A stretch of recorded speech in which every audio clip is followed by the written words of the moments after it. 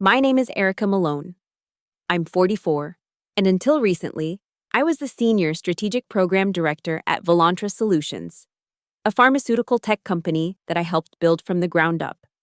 I spent 7 years of my life there, sacrificing weekends, holidays, and even my mother's 60th birthday celebration to meet deadlines. I was the person everyone counted on when projects went sideways, the reliable workhorse who never complained about the crushing workload. They thought I would just disappear after they fired me. They forgot one crucial detail: I was the only one who read my contract down to the very last line. And that line? It made the company write me a check so large that even the CFO refused to sign it. This isn't just a story of revenge, it's a 7-figure lesson. I remember that Tuesday morning vividly. The office was buzzing with excitement about the upcoming quarterly bonuses. We had just secured a massive vaccine contract that would transform our company's financial outlook.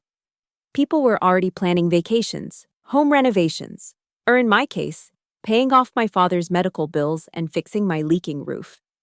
My calendar pinged with an unexpected meeting request: HR discussion, conference room B, 11:30 a.m.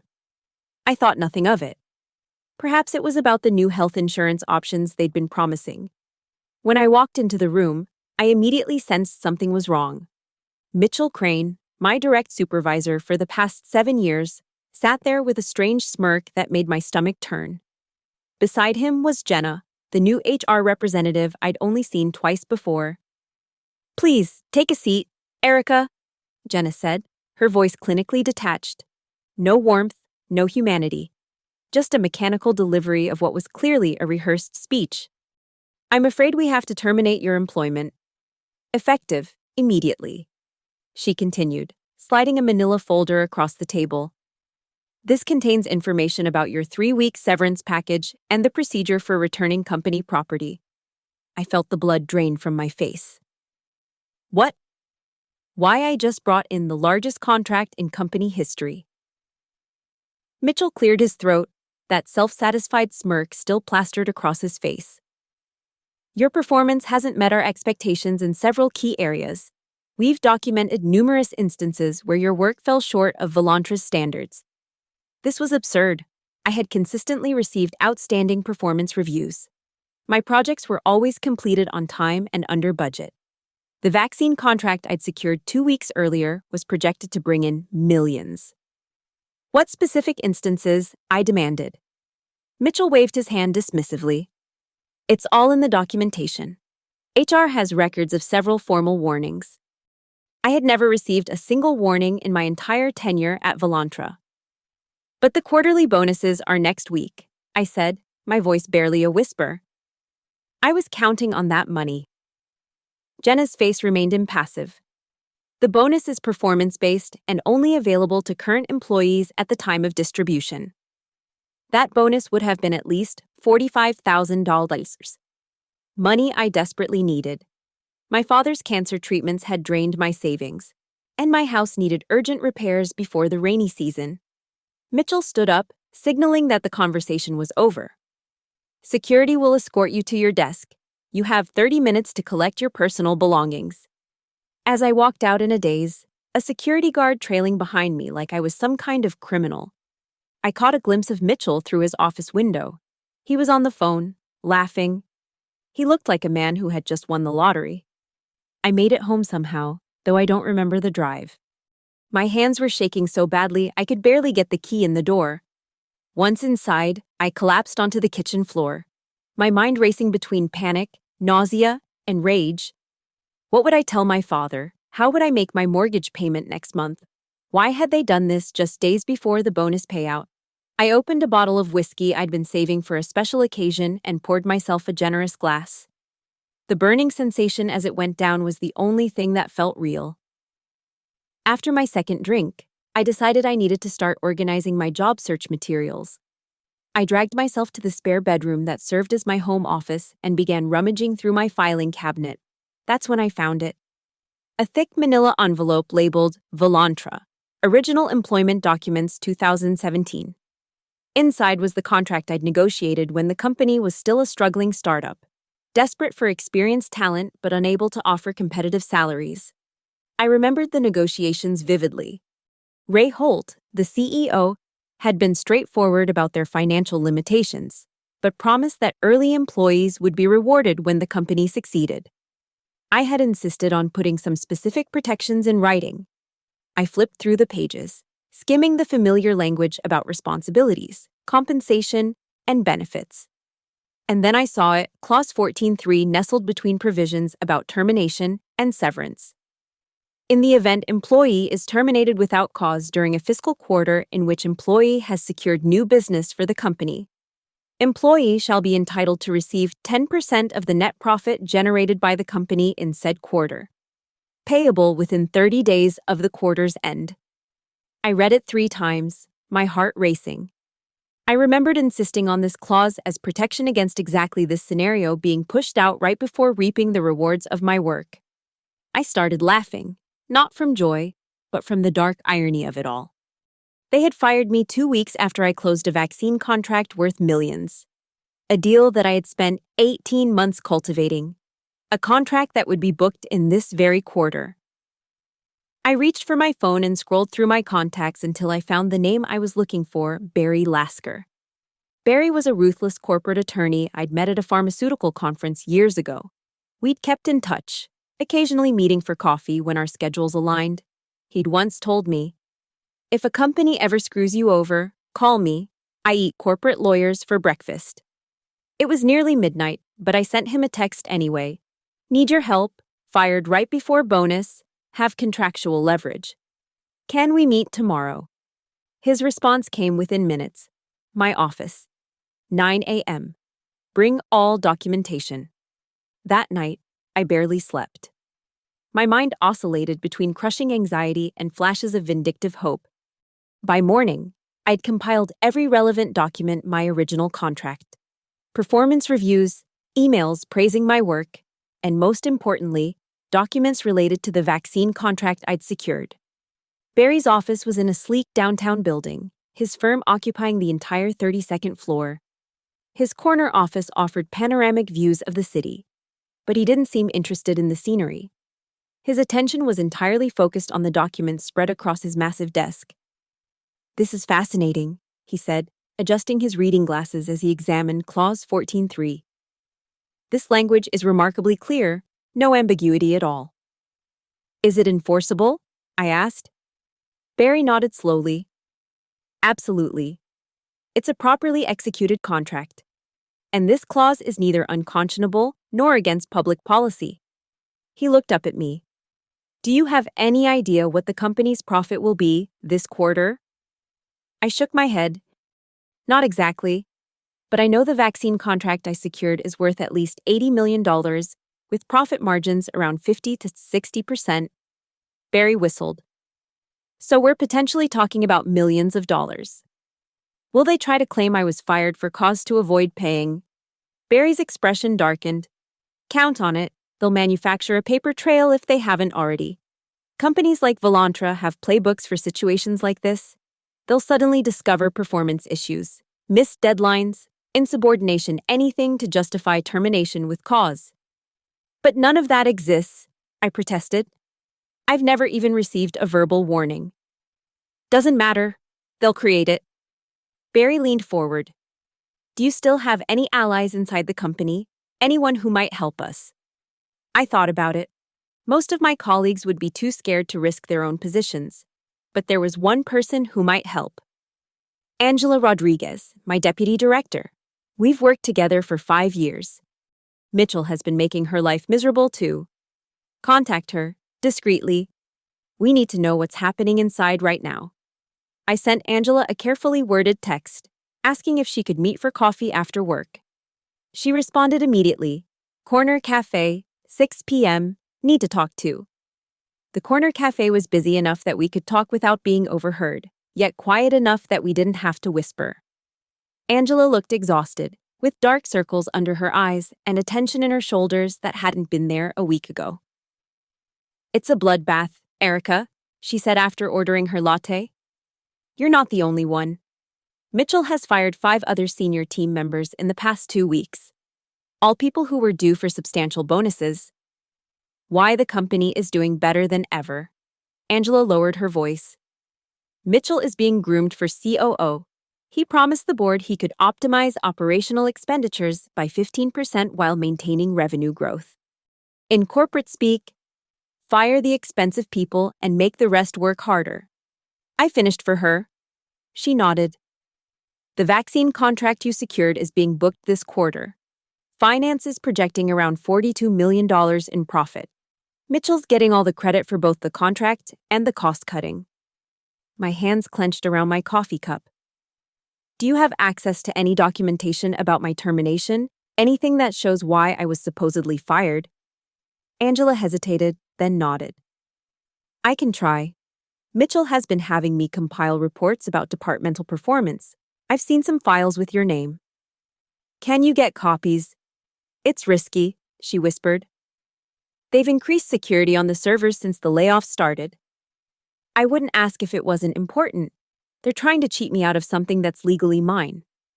Angela studied my face. You found something in your contract, didn't you?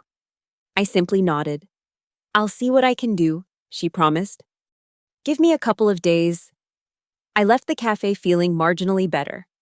Angela had always been reliable, and her confirmation of the profit numbers meant I was potentially owed around $4.2 million. The thought made me dizzy. True to her word, Angela emailed me 2 days later. The message contained no text, just a single attachment, a Word document titled Malone Performance Issues Docs. I downloaded the file and opened it. It contained a series of disciplinary action reports dating back 6 months, documenting issues I'd never experienced, missed deadlines, confrontational behavior in meetings, failure to complete required documentation. Each report included Mitchell's signature and timestamps indicating I'd been informed of these issues. All of it was completely fabricated. I forwarded the file to Barry with a brief message. They're creating a paper trail. All of this is false. Barry called me within minutes. Look at the document properties, he said, bypassing any greeting. Check when this file was created and modified. I followed his instructions, opening the file properties. The creation date was last Thursday, 1 day after I was fired. This is good for us, Barry said, his voice taking on the predatory tone I imagined he used in court. The timestamp is metadata they can't easily alter. It proves their manufacturing evidence after the fact. What's our next move? Keep digging. We need to establish that your termination wasn't for cause, and we need to confirm those profit numbers. The next day, I received an unexpected call from a number I didn't recognize. The voice on the other end introduced himself as Donnie Sharp, a former accountant from Volantra's finance department. Angela suggested I contact you, he said. I heard you're building a case against the company. I was immediately suspicious.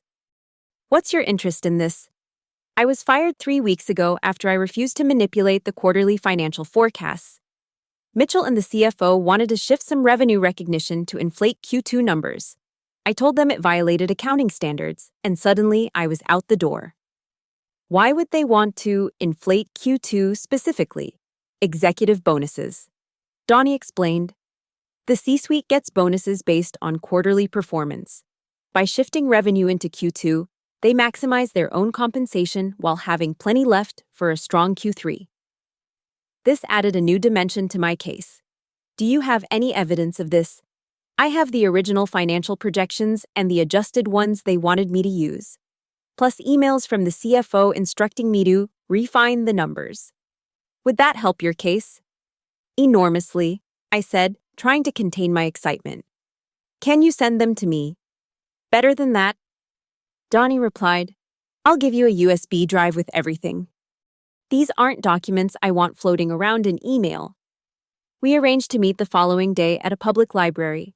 Donnie was a nervous-looking man in his late 30s, constantly glancing over his shoulder as he slid a small USB drive across the table. Everything's there, he whispered. Original projections, altered projections, and the email trail. I also included some interesting communications between Mitchell and the CFO about the cost-saving initiative that resulted in your termination. I thanked him profusely. Why are you helping me? You're taking a big risk. Donnie's expression hardened. I worked at Volantra for 6 years. When I raised concerns about these accounting practices, they didn't just fire me, they threatened to blacklist me throughout the industry. I've got a family to support and a mortgage to pay. What they're doing isn't just unethical, it's illegal. Someone needs to stand up to them. When I shared Donnie's files with Barry, his eyes lit up with the intensity of a predator spotting wounded prey.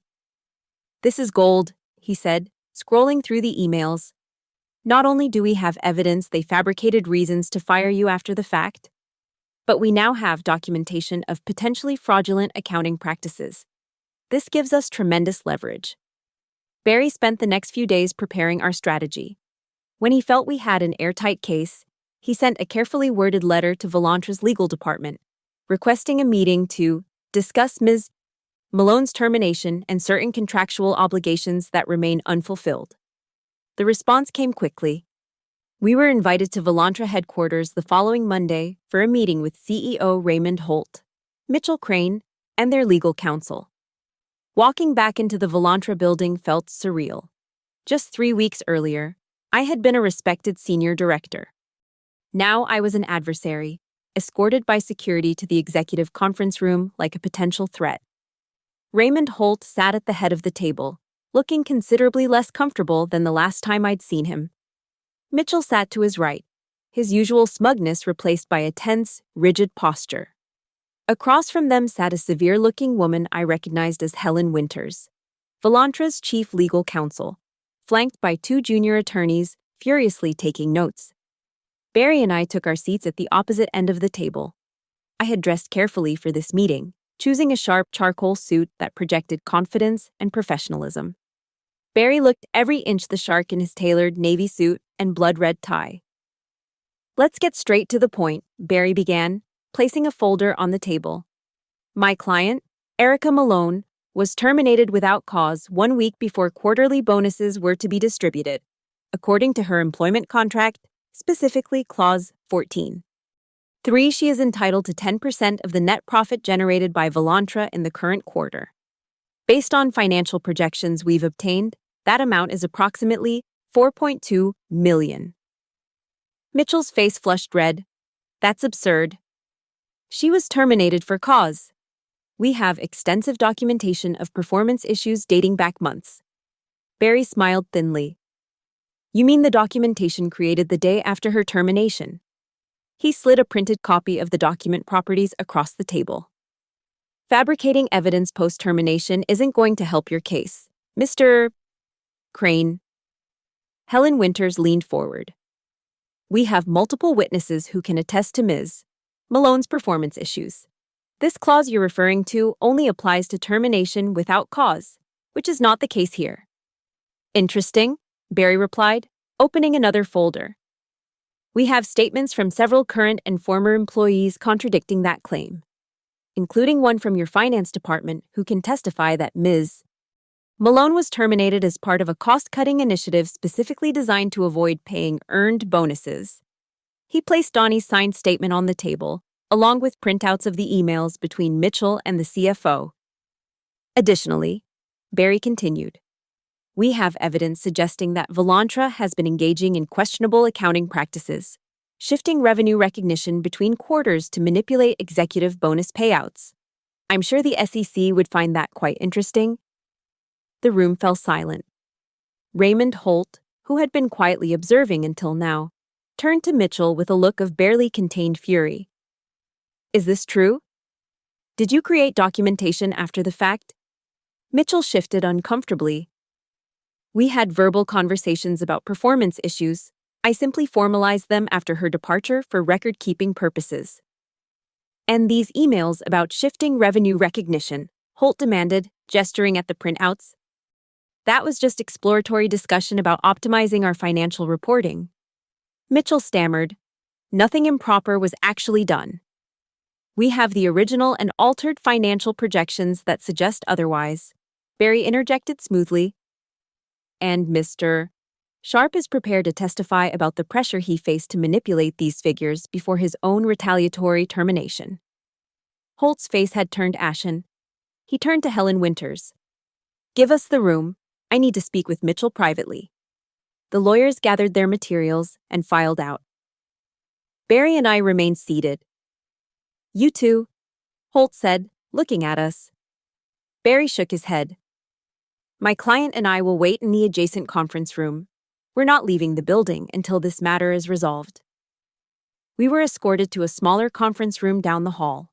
Through the glass wall, I could see Holt gesticulating wildly at Mitchell, whose defensive posture had collapsed into something resembling defeat. This is going well, Barry murmured. They're rattled. After 20 minutes, Helen Winters collected us and brought us back to the main conference room. Mitchell was nowhere to be seen. Raymond Holt looked grim, but composed. After reviewing the information you've provided, I've asked Mr. Crane to take a leave of absence while we conduct an internal investigation. It appears there may have been some procedural irregularities regarding Ms. Malone's termination. Fabricating documents isn't a procedural irregularity, Barry corrected. It's fraud. Holt sighed. Let's discuss a resolution. What exactly are you looking for? Barry looked at me, and I nodded for him to continue. Full enforcement of Clause 14.3, which entitles Ms. Malone to 10% of this quarter's net profit. Based on the projections we've seen, that's $4.2 million. Additionally, we want confirmation that her personnel file will be cleared of any fabricated performance issues, and a neutral reference letter for future employment opportunities. Holt winced at the figure, but didn't dispute it. And in exchange, Ms. Malone would be willing to sign a non-disclosure agreement covering the circumstances of her departure and the terms of this settlement. Holt turned to Helen Winters. Can we agree to these terms? She leaned over and whispered something in his ear. He frowned but nodded. We can agree to the financial terms and the correction of Ms. Malone's personnel record, Holt said. But we'll need the NDA to include all financial information Ms. Malone had access to, including the accounting concerns you've raised. I thought about Donnie and Angela, both still vulnerable to Volantra's retribution. I have additional conditions, I said, speaking for the first time since the meeting began. All eyes turned to me. First, Angela Rodriguez receives full protection from any retaliation for assisting me. Second, Donnie Sharp receives 6 months severance pay and a positive reference letter. Third, you, Mr. Holt, personally sign all these documents, not a delegate, not the CFO, you. Holt studied me carefully. You always were thorough. Erica, that's why we hired you in the first place. He extended his hand. You have a deal. The settlement agreement was drafted over the next 2 days. True to his word, Holt personally signed every document, including the $4.2 million check that made me financially independent overnight. Angela told me later that Mitchell never returned from his leave of absence. His office was quietly cleaned out over a weekend, and a terse email announced an organizational restructuring. Donnie called to thank me for the unexpected severance package. With Holt's reference, he secured a position as an independent financial consultant at nearly twice his previous salary. As for me, I paid off my father's medical bills and purchased a beautiful beach house where he could recuperate in peace. I took 6 months off to decompress, travel, and reassess my priorities. When I finally returned to the job market, I found myself in high demand. Apparently, word had spread through the industry about a senior director who had stood up to corporate malfeasance and won. Nobody mentioned Volantra specifically. NDAs are powerful things, but pharmaceutical executives are skilled at reading between the lines. One evening, about a year after my termination, I created an anonymous account on a job review website and posted a carefully worded review of Volantra Solutions. Company talks about integrity, but practices selective enforcement. Read your contract carefully. You might find they've promised more than they intended to deliver. Every clause matters, especially the ones on page 27. That review became one of the most viewed in the company's history, with hundreds of current and former employees marking it as helpful. They thought firing me was the end of the story, but they forgot I was the one who put the comma in Clause 14.3. And I used it to put a period at the end of Mitchell's career.